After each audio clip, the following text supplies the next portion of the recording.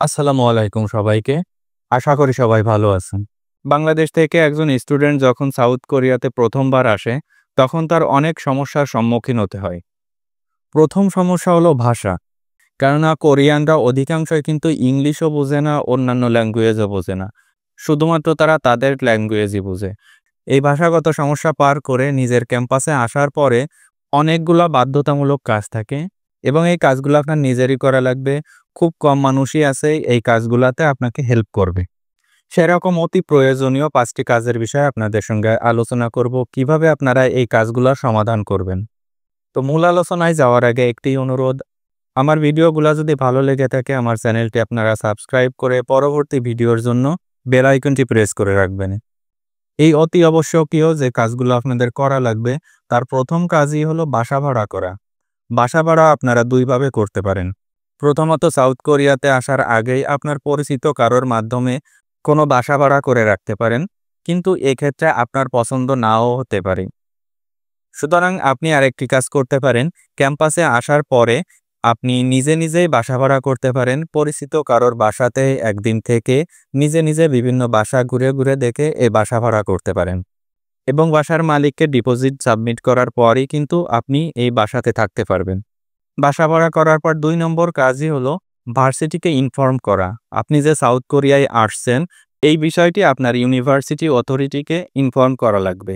এটি আপনি ইমেইলের মাধ্যমেও করতে পারেন অথবা ইউনিভার্সিটির অ্যাডমিশন অফিসে নিজে যেয়ে অ্যাডমিশন অথরিটিকে এটা ইনফর্ম করলেই হবে। ইউনিভার্সিটিকে ইনফর্ম করার পর আপনার ৩ নম্বর কাজ হলো ভিসা অ্যাপ্লিকেশন করা। কেননা সাউথ কোরিয়ান এম্বাসি আপনাকে যখন ভিসা অ্যাপ্রুভ করবে, তখন কিন্তু শুধুমাত্র ৩ মাসের ভিসা দিয়ে থাকে। সুতরাং ইউনিভার্সিটিতে পৌঁছানোর পর নতুন করে আবার ভিসা অ্যাপ্লাই করার আগে, এটা আপনি যদি পাবলিক ইউনিভার্সিটিতে হয়ে থাকেন, তাহলে জাস্ট ফর্ম ফিল আপ করে কিছু ডকুমেন্ট সাবমিট করার পরে কিন্তু ইউনিভার্সিটি অথরিটি আপনার এই ভিসা প্রসেসিং করে দিবে। কিন্তু আপনি যদি প্রাইভেট ইউনিভার্সিটিতে আসেন, সেক্ষেত্রে সকল প্রসেসিং নিজের মাধ্যমেই করা লাগবে। ভিসা অ্যাপ্লিকেশন করার পর ৪ নম্বর কাজ হলো আপনার মোবাইল সিম কিনা। মোবাইল সিম কেনার ২টি পদ্ধতি আছে। ১ম পদ্ধতি হলো আপনার পাসপোর্টের মাধ্যমে সিম কেনা। যেহেতু আপনার এলিয়েন রেজিস্ট্রেশন কার্ড হাতে পান নাই এবং এই এলিয়েন রেজিস্ট্রেশন কার্ড পেতে ১ থেকে ২ মাস লেগে যায়। এই ১ থেকে ২ মাসের জন্য আপনাকে পাসপোর্টের মাধ্যমে সিম কেনা লাগবে। বাংলাদেশী অনেক ভাইয়েরা আছে এই সিমের ব্যবসা করে থাকে।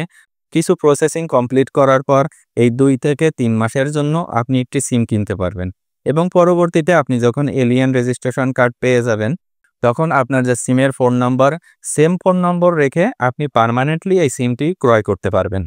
এখন আমি আলোচনা করব সর্বশেষ এবং অতি গুরুত্বপূর্ণ যে বিষয়টি, সেটি হলো ব্যাংক অ্যাকাউন্ট।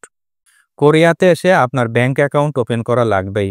আপনি যদি পার্মানেন্ট সিম কিনতে চান অথবা যে কোনো কিছু ক্রয় করতে গেলে ব্যাংক অ্যাকাউন্ট অতি প্রয়োজন। সুতরাং আপনারা ব্যাংক অ্যাকাউন্ট ওপেন করবেন কিভাবে? যতদিন পর্যন্ত আপনি আপনার এলিয়েন রেজিস্ট্রেশন কার্ড হাতে না পান, ততদিন আপনি ব্যাংক অ্যাকাউন্ট ওপেন করতে পারবেন না। সুতরাং মিনিমাম আপনার ২ থেকে ৩ মাস অপেক্ষা করা লাগবে এই ব্যাংক অ্যাকাউন্ট ওপেন করার জন্য। তো আজকের ভিডিওটি এ পর্যন্তই শেষ করছি। ধন্যবাদ বন্ধুরা, ভালো থাকবেন।